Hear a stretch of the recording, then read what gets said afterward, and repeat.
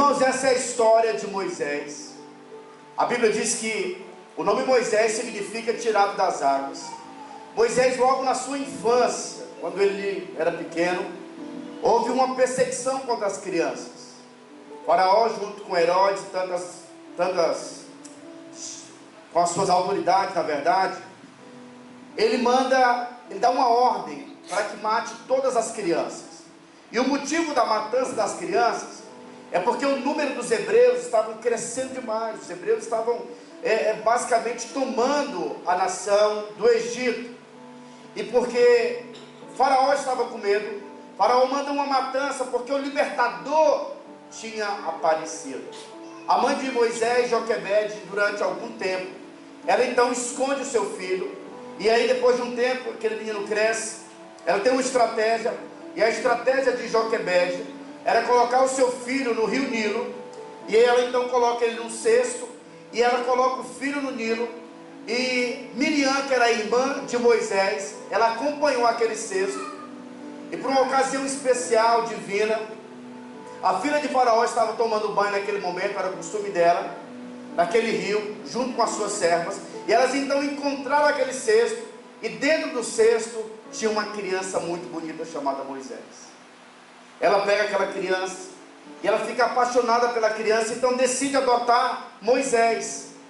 Rapidamente Miriam se aproxima e diz: olha, minha senhora, eu conheço uma mulher que pode cuidar dessa criança, e você não vai se fadigar no cuidar dessa criança.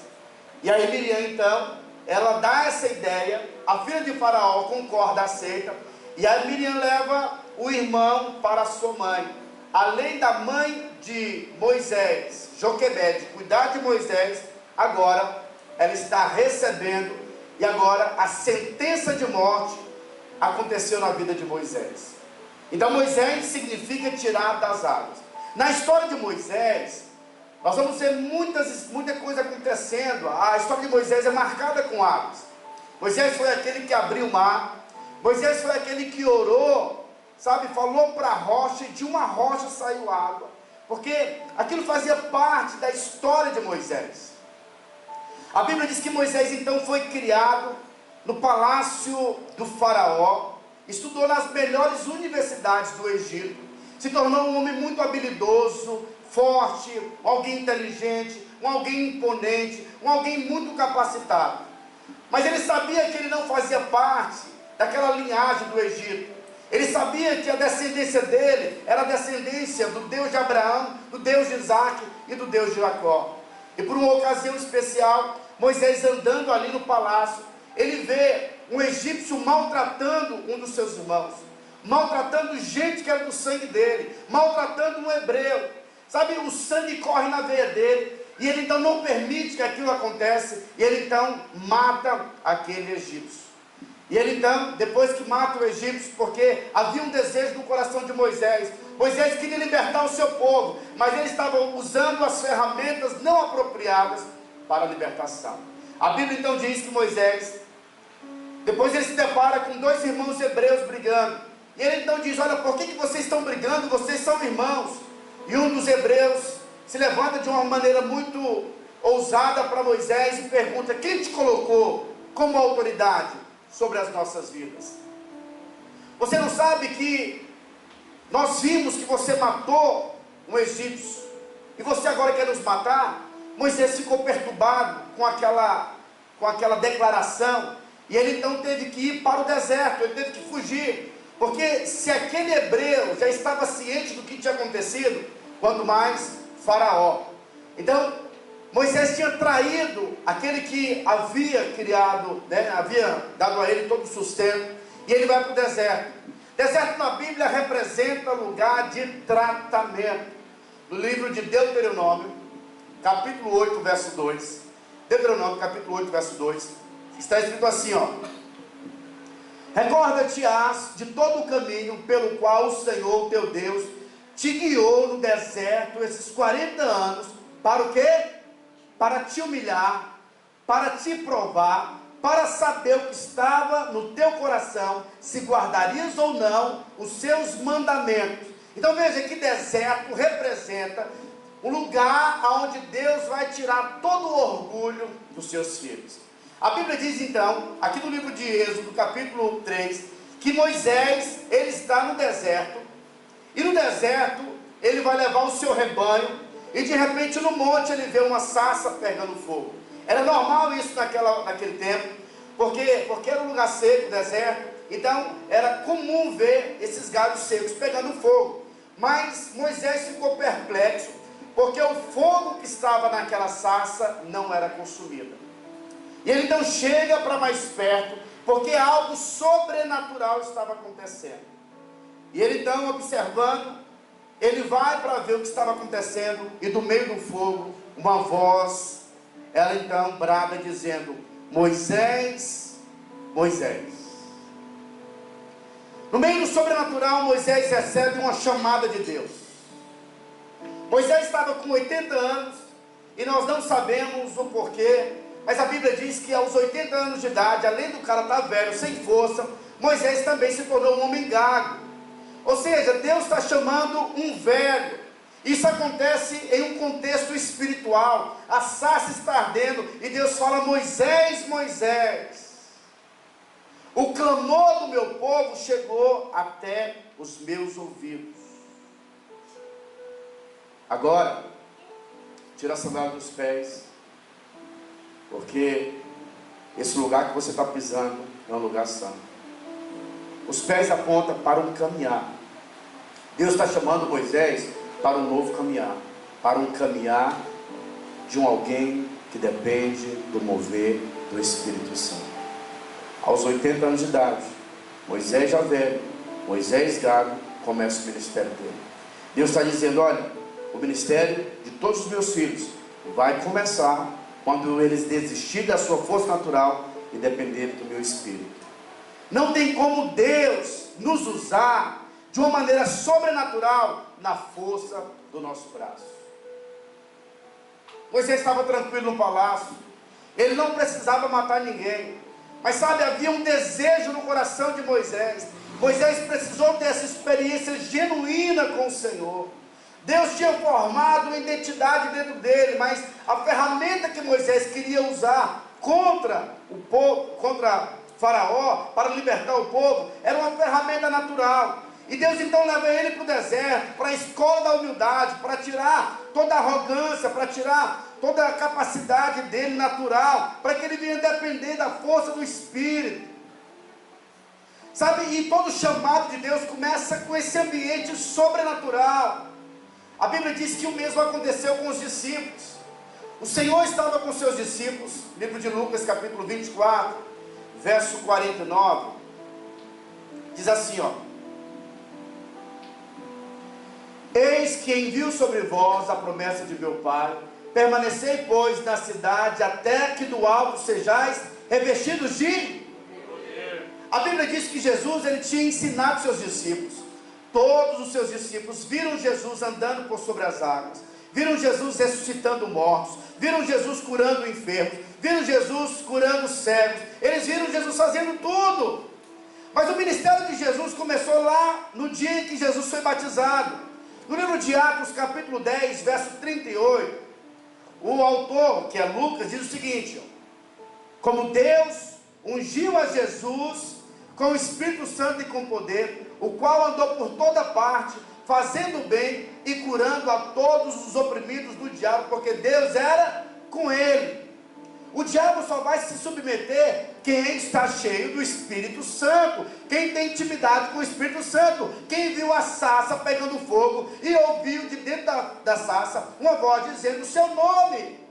E é nesse ambiente espiritual que Deus está nos chamando. Não tem como você ser usado por Deus se você não ouve a voz de Deus no sobrenatural. Nós tivemos aí um final de semana de jejum, e essa foi uma ocasião de nós ouvirmos a voz do Senhor nas nossas vidas. E aqui o Senhor diz: olha, vocês não podem sair de Jerusalém, eu vou para o Pai, mas eu vou enviar o meu Espírito, vocês precisam permanecer, porque eu vou enviar o meu Espírito, e quando ele vier, ele vai encher vocês, vai capacitar vocês, e vocês vão receber poder. Aleluia. Porque o diabo se submete a poder, ao poder de Deus, ao poder do Espírito Santo. O apóstolo Paulo diz: olha, a minha palavra e a minha pregação não consistiram em linguagens persuasivas de sabedoria humana, mas em demonstração do Espírito e de poder. Tem que ter poder. O Evangelho é o poder de Deus para a salvação. Então uma igreja que não tem poder, uma igreja que não está sendo movida pelo Senhor. A obra do Senhor é movida por gente que é cheia do Espírito, que fala em outras línguas, que flui em oração, que faz cânticos ao Senhor, que tem tempo de intimidade com o Senhor. No livro de 1 Coríntios, capítulo 14, verso 18, o apóstolo Paulo diz: olha, eu oro em língua mais do que todos vocês. Parece que isso é arrogância. Olha o que ele está dizendo: dou graças a Deus, porque falo em outra língua mais do que todos vocês. E a pergunta é: ô Paulo, você virou Deus, está vendo todo mundo orando? Você sabe o tempo que você fica, o tempo que eu fico no quarto? E Paulo está dizendo o seguinte: isso não é orgulho.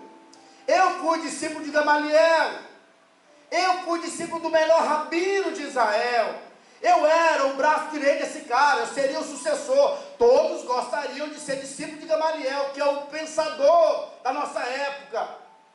Eu oro mais do que todos vocês, porque eu não confio na minha capacidade humana, eu confio no Senhor. Eu decidi nada saber. Quanto mais eu oro, isso é sinal da minha dependência, porque a obra de Deus é feita na oração, é feita na dependência.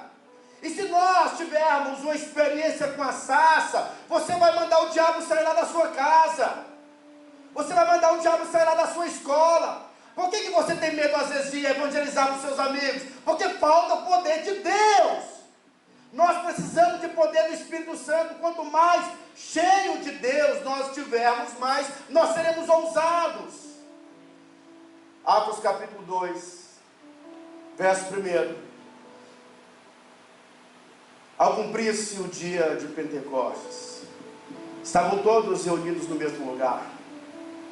De repente veio do céu um som como de um vento impetuoso, e encheu toda a casa onde estavam assentados. E apareceram distribuídas entre eles línguas como de... Quem te lembra esse fogo aí?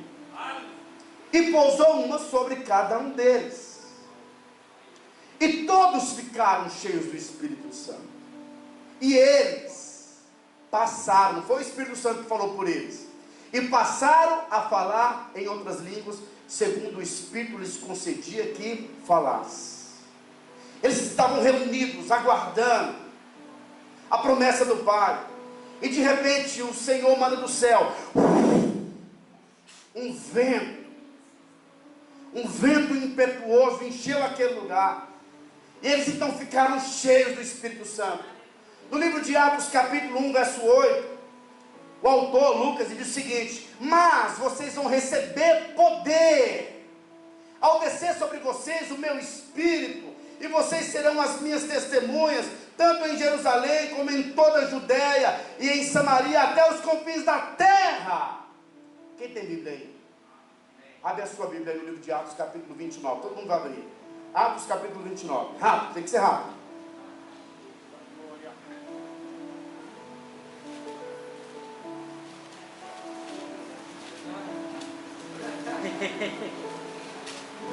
Abre aí, irmãos.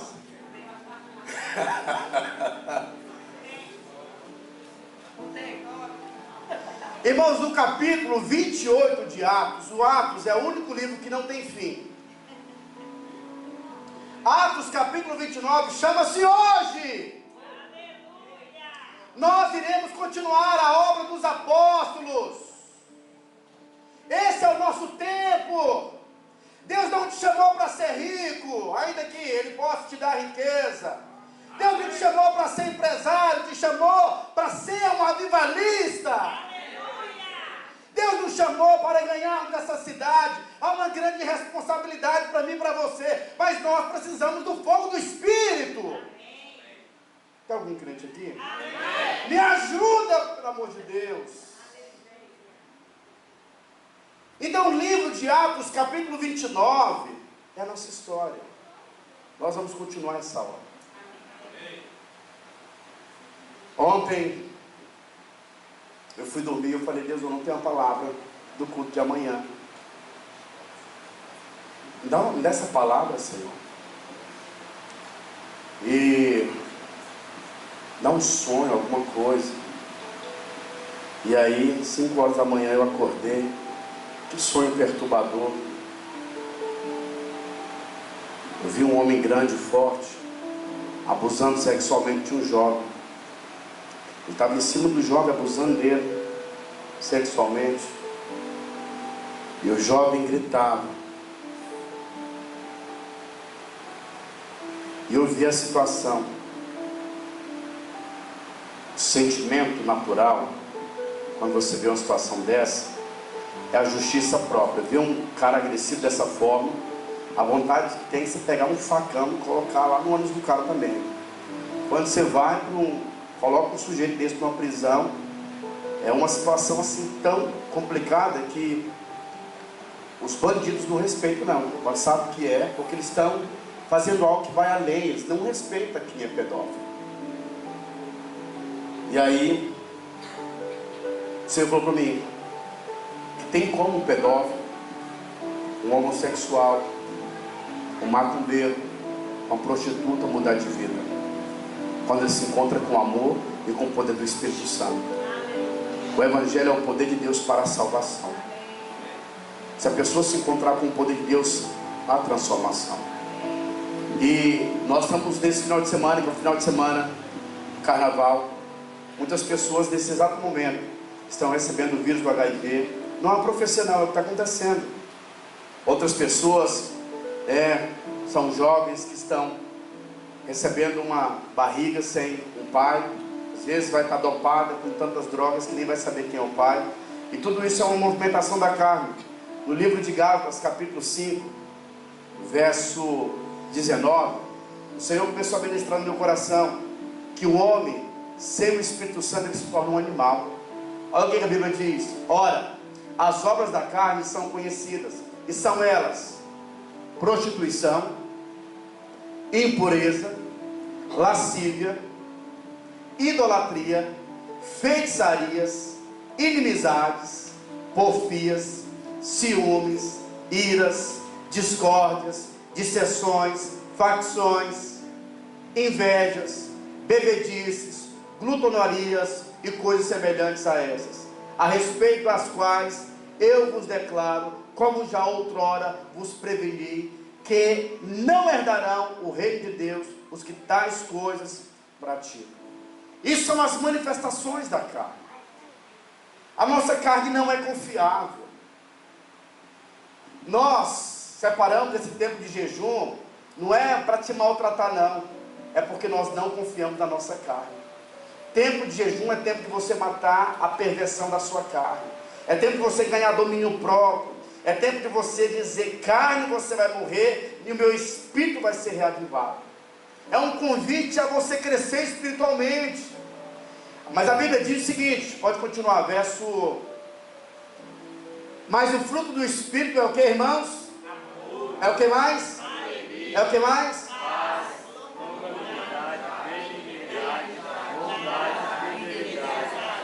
Mansidão, domínio próprio. Contra essas coisas não há lei. Deixa eu te fazer uma pergunta.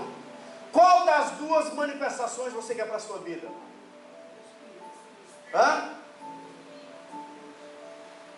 Livro de Efésios capítulo 3, verso 18. Olha o que o apóstolo Paulo fala. Ou é 5, ou é 4? É 5, 5, 18. E não vos embriagueis com o vinho, no qual há dissolução, mas enchei-vos do Espírito. Aí vem, como que eu me encho do Espírito? Falando, diga assim, falando. Não é com a boca fechada, falando entre vós com salmos, entoando e louvando de coração ao Senhor com hinos e cânticos espirituais. Sabe quando o Senhor, no meio da sarça, ele fala: Moisés, vamos interagir. Moisés diz: eis-me aqui. Eis-me aqui, Senhor. Esse eis-me aqui é dizendo: Deus, agora eu quero responder o teu chamado. Eu quero responder aquilo que nasci para ser. Moisés demorou 80 anos para responder o chamado dele. Aos 80 anos ele diz: olha, nesse momento que eu digo, eis-me aqui, eu abro mão de tudo. O autor do livro de Hebreus diz assim, ó: Moisés, quando já era homem feito, desistiu de ser filho da filha de Faraó, porque descobriu algo superior. Servir a Deus, ser sacerdote, é algo superior. Não há nada que se compare, sabe, com o chamado de Deus para a sua vida e para a minha vida. Não há nada. Mas quando eu tenho essa experiência com a sarça, eu ouço a voz do Senhor ministrando ao meu coração, eu preciso dizer ao Senhor: eis-me aqui. Esse é um tempo de resposta. Deus está te chamando. Você não foi chamado para ser apenas um esquenta-banco. Deus quer fazer uma revolução da graça. Ele quer manifestar o reino dele nessa cidade. E Ele está te chamando nesse tempo. Está chamando pelo seu nome. Esse é o seu tempo. É o tempo da sua oportunidade. E qual que é a mentira do diabo? São duas. Para quem é jovem, o diabo diz: você é muito jovem, aproveita a sua vida, você está perdendo a sua vida na igreja. E para o velho: você já é velho demais, está com cabeça branca, você não tem mais força. Esse negócio de vigília aí, de oração, é para os jovens. Mas sabe, a chamada de Deus é para mim e é para você. A Bíblia diz que quando o Senhor chama os velhos, Ele dá para os velhos sonhos. Por que Deus dá sonho para os velhos? Porque quando você chega em uma certa idade, você quer parar, quer estacionar. Mas o que o Senhor está fazendo? Olha, quando o meu Espírito for derramado sobre os velhos, eles sonharão. Os jovens terão visões, porque é assim que Deus faz. Moisés teve uma experiência com o Senhor. Os apóstolos receberam ali o Espírito Santo. O Pentecostes veio. Eles foram cheios do Espírito Santo. Falaram em outras línguas. Alguns caíram no chão, outros levantaram. E aí ali tinha aquele mover. E o negócio era tão poderoso que quando você olha na Bíblia, há uma ligação de estar cheio do Espírito Santo e parecer que está embriagado. Por quê? Porque o negócio é gostoso, o negócio é bom. E aí o apóstolo Paulo diz o seguinte: vocês não podem se embriagar com o mundo, mas embriague-se com o Espírito Santo. Ou seja, estar cheio do Espírito Santo te dá alegria, te dá coragem. Já viu aqueles caras que dizem assim: olha, vou beber umas 3 para poder encarar aqui umas boas. Criar coragem. O Senhor está dizendo o seguinte: olha, quando você está cheio do Espírito, Ele te dá ousadia. É uma coragem infinitamente maior e mais benéfica do que qualquer outra. Então quando eu estou cheio do Espírito Santo, eu fico, sabe, me deleitando na presença dEle, com um prazer gostoso do meu coração. Mas quando os apóstolos receberam a presença do Espírito Santo, Deus não derrama o Espírito Santo na vida dos seus filhos para nada. Ele derrama para uma missão. Quando os apóstolos receberam o Espírito Santo, eles já tinham ouvido qual que era a direção do Pai, a direção de Jesus. Jesus falou: olha, vocês vão pelo mundo inteiro e façam discípulos de todas as nações, batizando-os em nome do Pai, do Filho e do Espírito Santo, e ensinando todas as coisas que vos tenho ordenado, e eu vou estar com vocês todos os dias até a consumação do século. Sabe, quando Moisés tira o povo do deserto, na verdade do Egito, eles eram escravos, e ele vai levar o povo para Canaã, que era a terra prometida. Nesse período, eles sentiram saudade do Egito, queriam voltar para o Egito. Por quê? Porque a mentalidade deles não foram transformadas. Quando você recebe o Espírito Santo, você precisa ser transformado na sua mente. Você precisa ser equipado. Nós, como igreja, queremos te equipar. Começamos na semana passada, na quinta-feira, o curso de maturidade do Espírito. E aí vai ser terça e quinta-feira. E aí nós vamos ter, não, segunda e quinta. Segunda e quinta vai ser o nosso curso de CTL e incursão.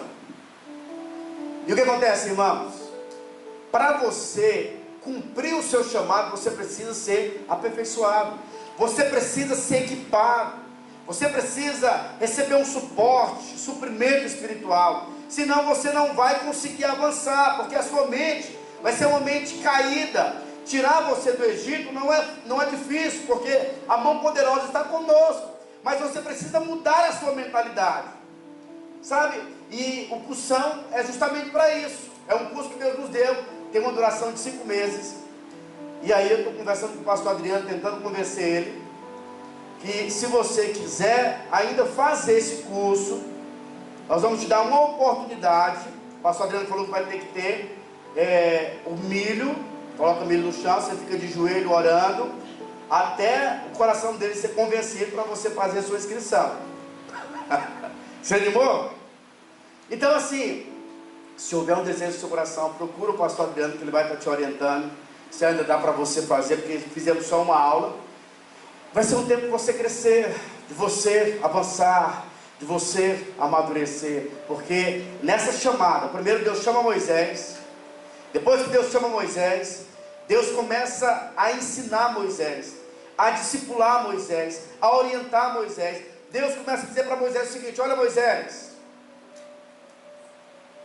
Êxodo capítulo 3, verso 6, disse mais: eu sou o Deus de teu pai, o Deus de Abraão, o Deus de Isaque, o Deus de Jacó. Moisés escondeu o rosto, porque temeu olhar para Deus. Deus se revela aqui para Moisés como um Deus de aliança. Deus está dizendo para Moisés: Moisés, você tem um DNA. Eu sou Deus dos teus pais, Abraão, Isaque e Jacó. Você não vai fazer algo diferente. Então Moisés, ele foi, procurar os conselhos, as orientações, porque ele ia dar continuidade àquilo que Deus tinha feito. O chamado de Moisés era um chamado para libertar o povo, para treinar o povo. E é isso que vai acontecer conosco. Deus quer te usar nesse tempo, com o poder do Espírito Santo. Nós podemos ser usados por Deus. Tudo que nós precisamos é simplesmente ter uma experiência com Deus. Olhando a vida do Arthur. O Arthur tem pouco tempo que está conosco, já está trazendo aí um monte de gente. O carrinho dele já estava embaixo. É igual o carro da Adriana, que é carro missionário, né? Coloca a gente até no porta-malas, Jesus. E ela vai passando e o Senhor segue a polícia. É só você ser usado pelo Espírito Santo. O meu objetivo nessa noite, meu irmão, é que você entenda que o ponto de partida é sermos cheios da presença de Deus. Quando você ouve a voz de Deus, Deus te chama para uma missão. E que missão é essa? Resgatar um povo. Você e eu fomos chamados para resgatar um povo. Mas esse povo só vai ser liberto se você estiver cheio do poder do Espírito. O Otmani era um grande homem de Deus. E aí ele foi conversar com a Madame Guion, que era uma mulher da oração. E a Madame Guion perguntou para ele: filho, quantas pessoas você já ganhou para Jesus? Quantas pessoas você já trouxe para a igreja? E aí o Otmani disse: olha, eu convidei já todos os meus amigos da escola. Aí ela disse: não, mas eu não estou falando de convidar, eu estou falando de conquistar essas vidas do mundo espiritual, de orar por elas, de interceder por elas, de clamar por elas, de fazer como o apóstolo Paulo, sentir dores de parto. E aí o Otmani então comprou um caderno e colocou o nome de todos os seus amigos da sala de aula, todos eles. E ele então começou a orar: Deus me dá essas pessoas. Deus, o fulano é viciado nisso daqui, o outro é viciado na pornografia, Senhor, o outro é viciado na mentira. Ó Deus, eu quero quebrar toda a obra do inferno. E ele começou a orar. Com pouco tempo, todos os amigos da sala dele se converteram. Por quê? Porque ele foi para Deus, clamou diante do Senhor. E é nesse lugar onde você vai crescer em autoridade. O poder vai se manifestar. Deus vai te dar palavras proféticas. Quando você chegar na escola, você tem que falar: Deus, eu estou aqui para me receber conhecimento natural, mas eu também estou aqui para manifestar o teu reino. Me use, Espírito Santo, e Ele vai te usar. Mas tem que ter poder do Espírito Santo. Se você não tiver o poder do Espírito Santo, você vai ser um crente medroso, que não vai ter coragem de falar do amor de Deus para ninguém. Mas se você se encher do Espírito Santo, você vai lá para o Instagram, o Facebook, e vai começar a falar: Jesus é bom, eu recebi o poder do Espírito Santo, eu tinha um vazio no meu coração, mas Ele encheu o meu coração, e pode encher o seu coração também. Aleluia. A boca fala do que o coração está cheio. Deus quer te encher nesse tempo. Deus quer nos encher nesse tempo. Mas não tem muito tempo, pastor. Gente, eu pensei que já tivesse acabado a pregação, Silvana. Aleluia. Aleluia. Em 1953, o filho de um pastor metodista, de alguma forma, foi ofendido pelo pai. E a maneira de se levantar contra o pai, se rebelar contra o pai, foi criando um movimento. Ele criou um movimento chamado Playboy, que foi mais do que uma revista. Estava agora gerando na sociedade uma mentalidade. Agora os homens têm tempo para olhar mulheres da Playboy. Naquela ocasião, isso se tornou uma grande distração. E os homens então começaram a entrar nesse movimento da Playboy. E a Playboy abriu a porta para a pornografia. E a ideia desse movimento era a ideia de quebrar os princípios cristãos judaicos. E por meio da Playboy, eles começaram a influenciar uma vida livre, onde os homens agora são homens que querem se divertir. Esse cara, que eu não tenho dificuldade de pronunciar nome em inglês, mas ele abriu a sua boate, e as suas garçonetes, elas tinham a orelha ali de coelho, um rabinho, e com roupas bem depravadas, de biquíni, e elas atendiam, e as mulheres então passaram no meio desse movimento, serem tratadas como um objeto. E os homens então usavam. E esse movimento da Playboy também gerou muitos homens que, para saciar o desejo do seu coração, começaram a se introduzir numa vida liberal de droga.